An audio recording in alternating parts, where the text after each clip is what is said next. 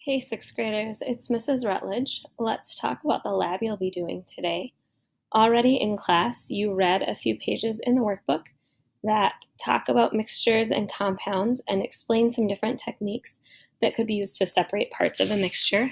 Things like using a magnet to remove anything that's magnetic, or adding water and then boiling off or letting the water evaporate to get a substance that is soluble in water, like salt or sugar. Today in your lab, you will be given 4 substances in a mixture, and your objective is to successfully separate that mixture into the 4 different parts. Your mixture includes sand, salt, iron filings, those are little shavings of iron, and 1 or 2 or maybe 3 marbles. The materials that you will have available to you are shown in the picture on the right here. You've got a thin paper coffee filter, a red mesh net that you can unwind, 1 styrofoam plate, a bar magnet, a plastic spoon, a funnel, and then a few plastic beakers of varying sizes. There are several different ways to successfully separate the parts of the mixture, and so your first task today is to come up with your own individual plan as a group. If you are not already, pause the video and move to sit with the group that your teacher has assigned you to. It should be a group of 4. Now that you're in your group, let's talk about your plan.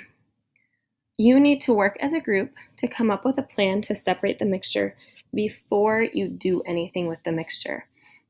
You can take a look at those supplies that you saw on the previous slide and discuss different things that you could do with those materials. You don't have to use them all, although you certainly can, but figure out how to separate the 4 parts of the mixture.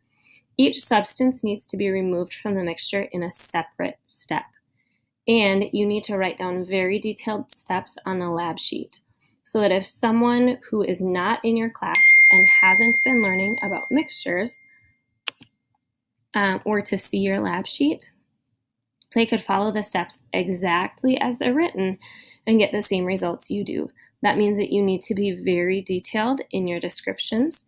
Name the substance that you are removing and make sure that you include all of the steps to remove that substance. It might take you a couple of sentences to explain your process for each substance.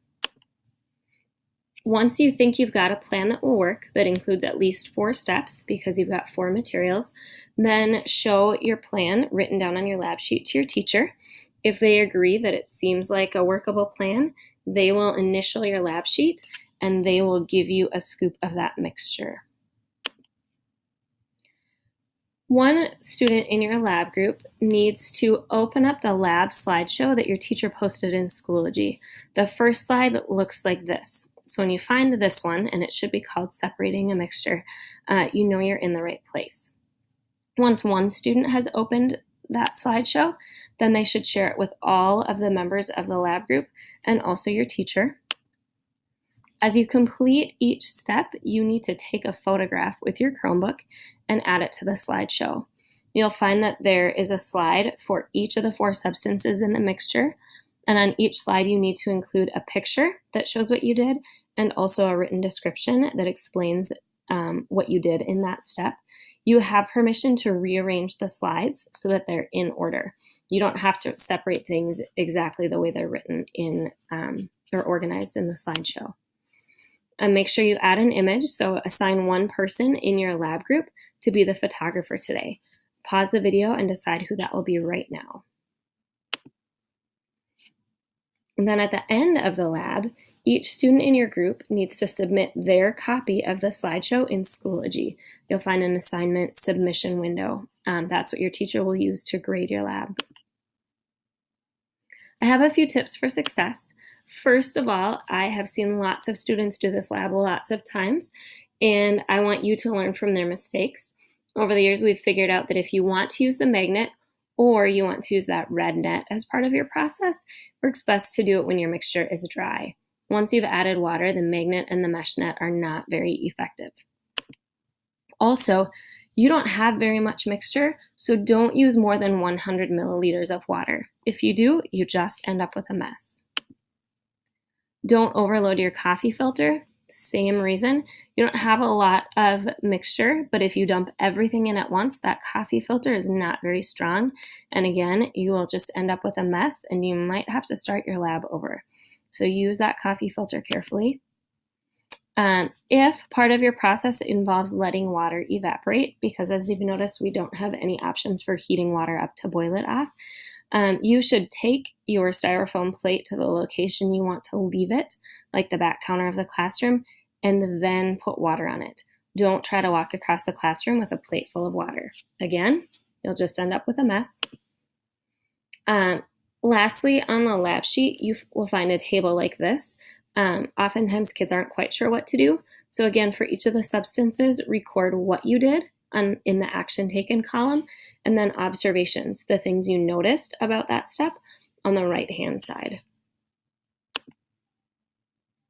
When you are completely done with the lab, show your teacher your 4 separate substances, answer the process questions on your lab sheet, submit your slideshow to Schoology, and lastly, clean up your workstation. You need to restock your tray so that it looks like it did when you got it. That means rinsing things out, putting all of the leftover parts of the mixture in the trash, unless you've got a plate of water that needs to evaporate. Replace the coffee filter and the styrofoam plate, so those are ready for the next group, and then wipe down anything that got dirty while you were using it. The beakers, the plastic spoon, the funnel, the net, and the magnet should be reused by all of the classes, so please make sure those are clean and ready for the next group. Good luck!